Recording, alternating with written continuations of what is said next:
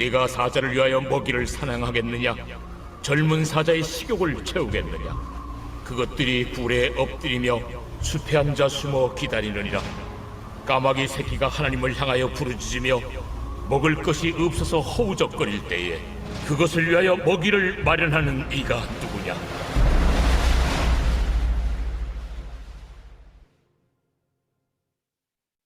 제 39장. 산염소가 새끼치는 때를 네가 아느냐? 암사슴이 새끼 낳는 것을 네가 본 적이 있느냐? 그것이 몇 달 만에 만삭이 되는지 아느냐? 그 낳을 때를 아느냐? 그것들은 몸을 구부리고 새끼를 낳으니 그 괴로움이 지나가고 그 새끼는 강하여져서 빈들에서 크다가 나간 후에는 다시 돌아오지 아니하느니라.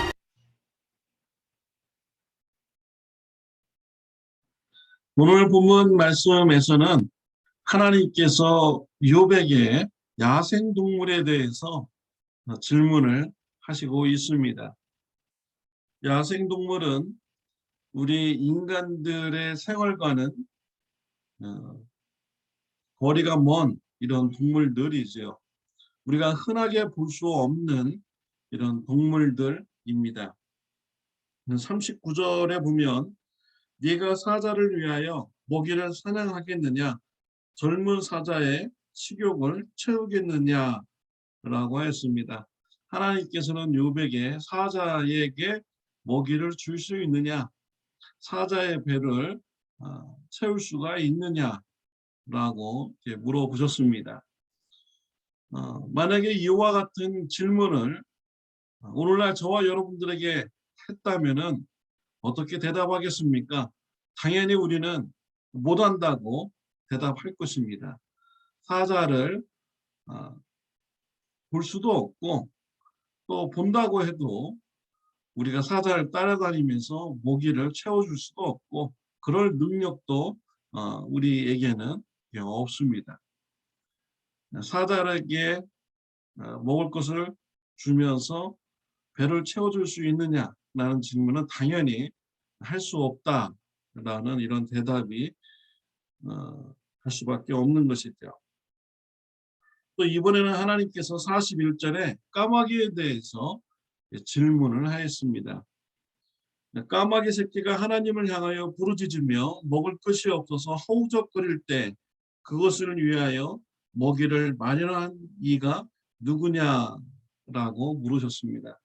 하나님께서는 까마귀가 먹을 것이 없어서 부르짖을 때 그 까마귀에게 먹이를 주는 자가 누구냐라고 물으셨습니다. 당연히 하나님이십니다. 이 까마귀에게 하나님께서 먹이를 공급하신다라는 것은 욥과 또 유대인들에게는 매우 의아한 이런 말인 것입니다. 까마귀는 죽은 고기를 먹으면서 살아가는 동물이죠. 새입니다. 부정한 고기가 바로 죽은 고기이죠. 유대인들은 거룩함을 지키기 위해서 죽은 시체, 죽은 동물에는 손을 대지 않았습니다. 그런데 하나님께서 죽은 고기를 까마귀들에게 공급하여 주신다라는 이런 말씀을 하신 것이죠. 이러한 것은 유대인이나 또한 이 욥에게도 매우 생소하고 이해할 수 없는 이런 대답인 것이죠. 하나님께서는 부정한 까마귀조차도 돌보시는 분이신 것입니다. 또 1절에 보면 산염소가 새끼치는 때를 네가 아느냐? 암사슴이 새끼 낳는 것을 네가 본 적이 있느냐라고 물어보았습니다.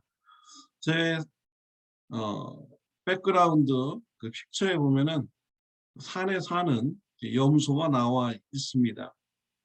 이 염소는 우리가 쉽게 볼 수 있는 염소가 아닙니다. 그런데 이 산 염소가 뱃속에 새끼를 몇 개월 동안 품고 있느냐? 그것을 물어본 것이죠. 보기도 힘든데 새끼를 몇 개월 동안 뱃속에 품고 있는지 보통 사람이 알 수가 있겠습니까? 또 암사슴이 새끼를 낳는 것을 보았느냐라고 물어보셨습니다. 이 암사슴 보기 힘듭니다.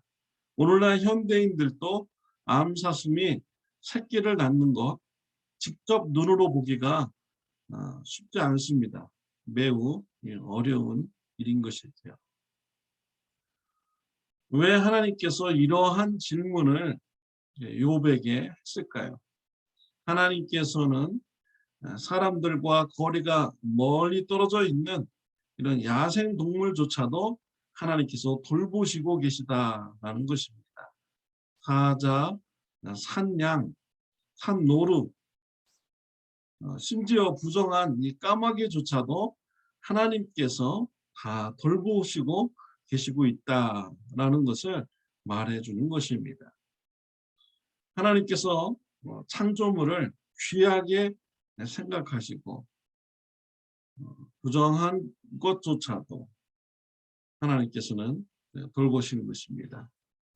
그렇다면 우리가 하나님의 형상으로 창조된 우리 인간에 대해서 하나님께서 무관심을 가지시겠습니까? 관심을 가지시겠습니까? 당연히 하나님께서는 우리 사람들에게 관심을 많이 가지고 계신 것입니다. 우리 예수님께서 이런 말씀하셨습니다. 마태복음 6장 26절에 공중의 새를 보라. 심지도 않고 거두지도 않고 창고에 모아들이지도 아니하되 너희 하늘 아버지께서 기르시나니 너희는 이것들보다 귀하지 아니하냐라고 했습니다. 하나님께서 공중의 새들도 다 돌보아 주시는데 우리들은 또 당연히 돌보아 주신다라고 예수님께서 가르쳐 주신 것입니다.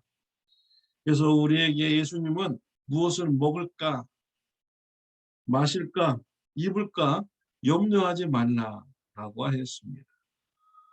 우리에게 구할 것은 먼저 그의 나라와 의를 구하라. 그리하면 이 모든 것을 너에게 더하시리라 라고 예수님께서는 제자들에게 가르쳐 주셨습니다. 하나님께서는요, 온 천하 피조물보다 우리 사람을 사랑하십니다. 저와 여러분들을 사랑하고 계십니다. 관심을 가지고 계십니다. 우리가 무엇이 필요한지 다 아시고 계시고 공급하여 주시는 분이 바로 우리 하나님이신 것이지요. 욥은 알 수 없는 이런 고난을 당할 때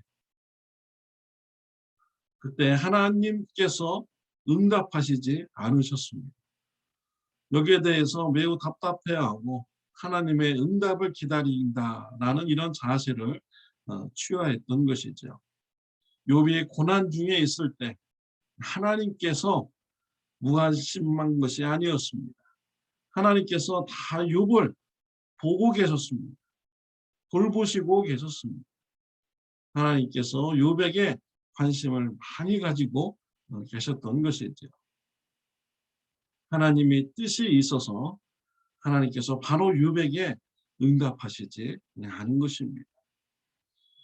우리가 욥과 같이 고난 중에 계신 분들이 계십니까? 하나님께서 지금 보고 계십니다. 또 돌보고 계시는 것입니다. 하나님께서 뜻이 있어서 지금 고난을 허락하여 주신 것이죠. 우리가 고난의 그런 이유는 알 수 없지만 하나님께서 고난에 대한 계획을 가지신 것은 분명한 것입니다. 고난 중에 하나님을 더욱더 신뢰하면서 인내하며 하나님의 나라와 의를 구하는 삶을 살아가는 저와 여러분들이 다 되시기를 바랍니다. 기도드리겠습니다. 하나님 아버지 감사합니다. 세상의 피조물보다 우리를 사랑하시고 또 우리를 돌보시고 계시다는 것을 말씀을 통해서 묵상을 하였습니다. 심지어 우리가 고난 중에 있을 때도 하나님께서는 우리를 돌보시고 계시다는 것을 우리가 말씀을 통해서 같이 나누었습니다. 고난 중에 있을 때 하나님을 신뢰하는 자가 되게 하여 주시고 인내하는 자가 될 수 있도록 주님 축복하여 주옵소서. 하나님께서 원하시는 먼저 하나님의 나라와 의를 구하는 삶을 일과할적으로 꾸준히 행할 수 있는 신앙의 삶이 되게 하여 주옵소서. 예수님의 이름으로 기도드렸습니다. 아멘. 좋은 하루 되시기를 바랍니다.